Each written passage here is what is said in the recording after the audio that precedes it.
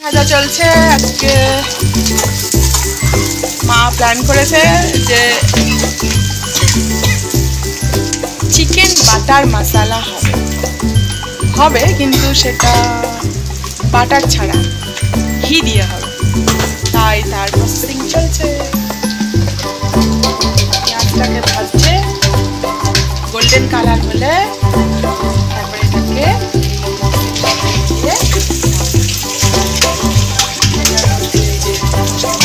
Fit করে নিয়েছে। সেটা হচ্ছে কাজু বাদাম, কিশমিশ, আমন্ড, সাদা তিল আছে, সাথে চারমগজ আছে,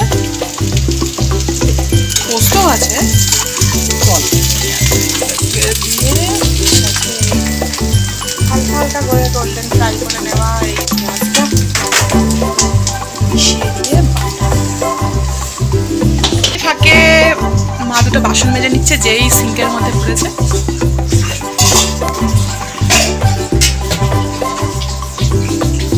ঘষে ঘষে মাজছে পরিষ্কার। দেখে নাও, এই ঘর বাড়ি তারই মধ্যে এই যে আর একটা বীর পালোয়ান, he is my brother. Brother হয় ব্রাদার।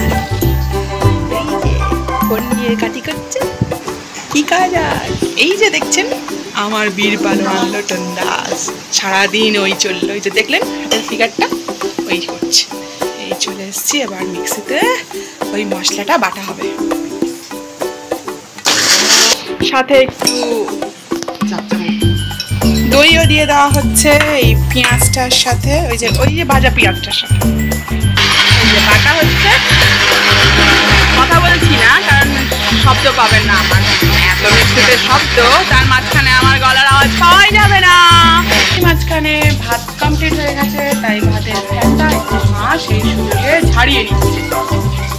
দেখে নাও, সিঙ্কের উপরে কল, কলের মাথায় হাঁড়ি বসিয়ে ফ্যানটা ঝাড়ানো হচ্ছে সিঙ্কের মধ্যে।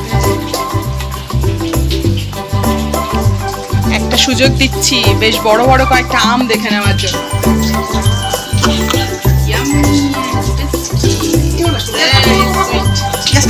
এগুলোকে জলে ভিজিয়ে রাখা হয়েছে যাতে আমগুলোর মধ্যে থেকে যে একটা আঠা থাকে সে আঠাটা সরে যাওয়ার জন্য। কেমন হয়েছে আমগুলো জানিও কিন্তু। অলরেডি কড়া আগুনে বসিয়ে তেল ঢালাও হয়ে গেছে।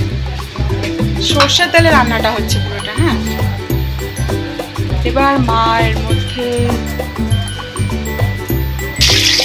তেজপাতা, শুকনো লঙ্কা, গোটা গরম মশলা ফোড়নে দিয়ে দেওয়া হলো। ও মা বলে দিল কিন্তু, এই যে এলাচ, দারচিনি আর লবঙ্গ।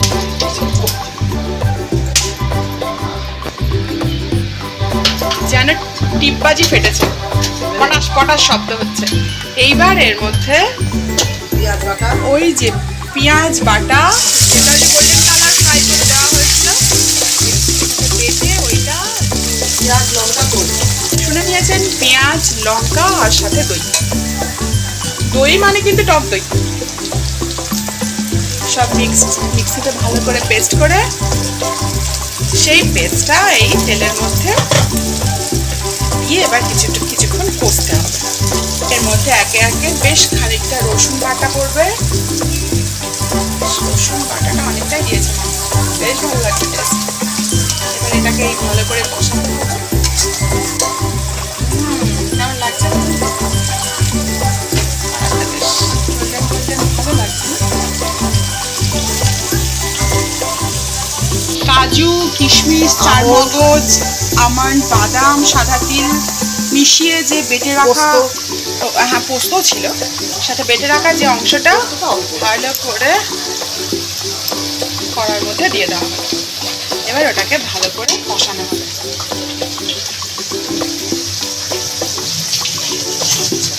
এবার ওর মধ্যে পড়লে একটু আদা বাটা,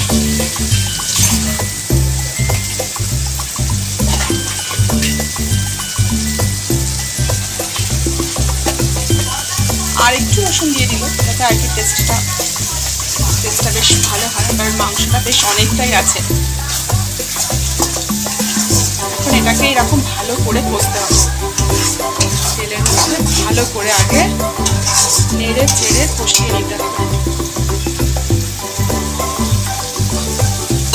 এবারে একে একে এর মধ্যে একটু হলুদ গুঁড়ো দেওয়া হলো, বেশ বেশ এক চামচের মতো দিল, মা বলেই দিচ্ছে। তার মধ্যে 1 চামচ লঙ্কা গুঁড়ো, এটা কিন্তু ঝাল লঙ্কা গুঁড়ো, 1 চামচ ধনে গুঁড়ো,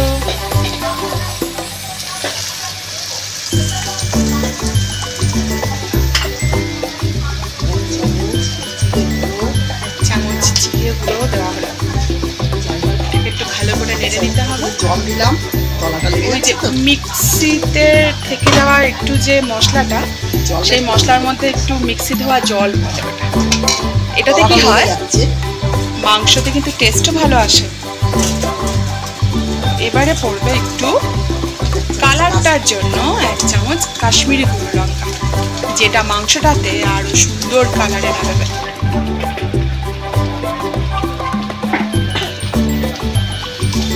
কিরকম ফুটছে,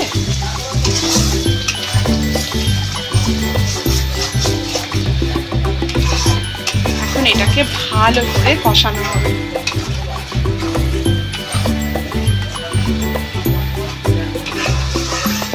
চলুক একটু এই কষানো পর্ব। কষার সময় অল্প একটু ঘি দিয়ে নিতে হবে। নামাবার সময় আবার নামাবার সময় তো দিতেই হবে, ওই 1 চামচ মতো একটু ঘি দিয়ে দেওয়া হবে।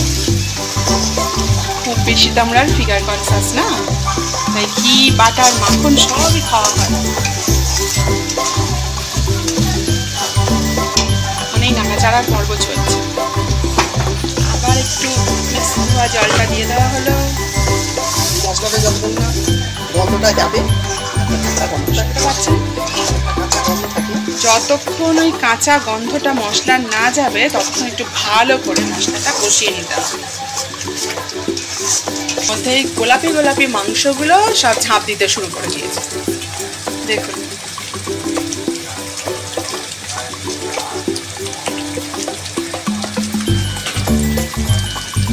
মাংসগুলো পরিষ্কার করে ধুয়ে নেওয়া ছিল আগে থেকেই, জল ঝরিয়ে রাখা হয়েছিল। এবার এগুলো সব একে একে ওই মশলার মধ্যে দিয়ে দেওয়া হচ্ছে। ওই 1.5 কেজি 2 কেজির মতো মাংস আছে না?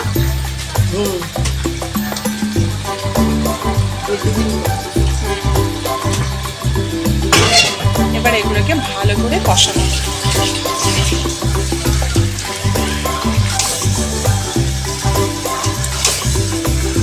দেখবেন কষানোর সময় কিন্তু এইরকম মায়ের মতো করে কড়াটাকে ধরে নেবেন, তাহলে কিন্তু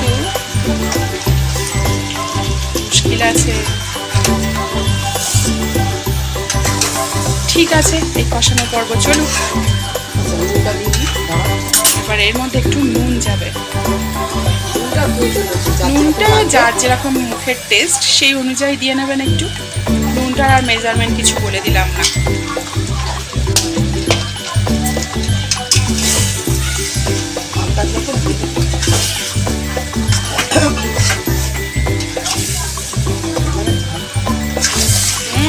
সুবিধা হয়ে গেছে।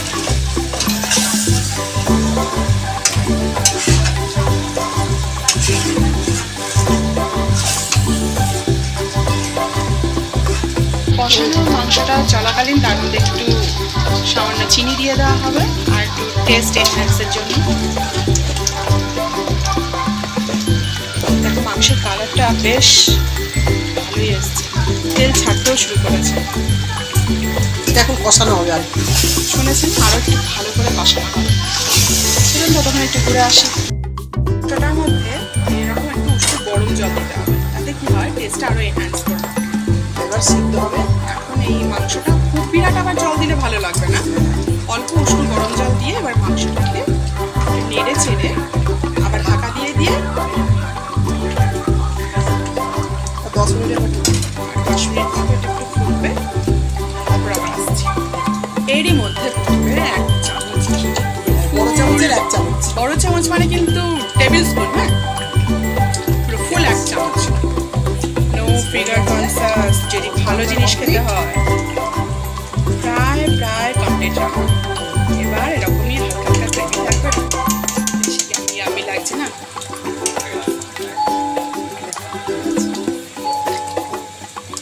আপনারা করে খেয়ে দেখবেন, ভালো লাগলে বলবেন। শুনে নিয়েছেন সেই চিকেন বাটার মশলার অ্যাকচুয়াল কালার। আর ইয়ামি দেখতে হচ্ছে না, খাবারের সাথে দিয়ে দিয়েছে গরম গরম ভাত, গরম চিকেন, ভাত। হাত মাখতে সব ব্যস্ত। মাখ মাখ মাখ মাখ, তাড়াতাড়ি মাখ, তাড়াতাড়ি মাখ। একটু দেখিয়ে দিই কিরকম লাগছে।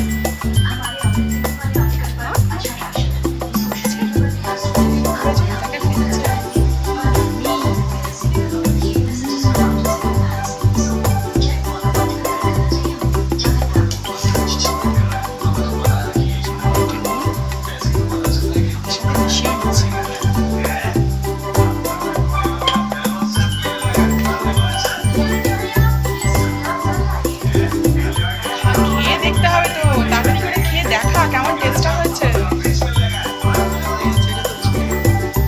খুব টেস্টি,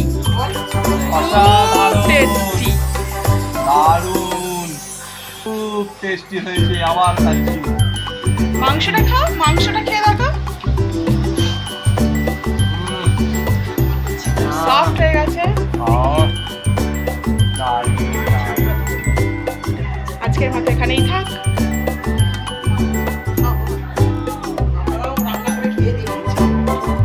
আপনারা খেয়ে দেখে বলবেন, রান্না করে খেয়ে অবশ্যই দেখে বলবেন যে কেমন হয়েছে। আপনাদের এই অ্যান্সারের অপেক্ষায় রইলাম কিন্তু।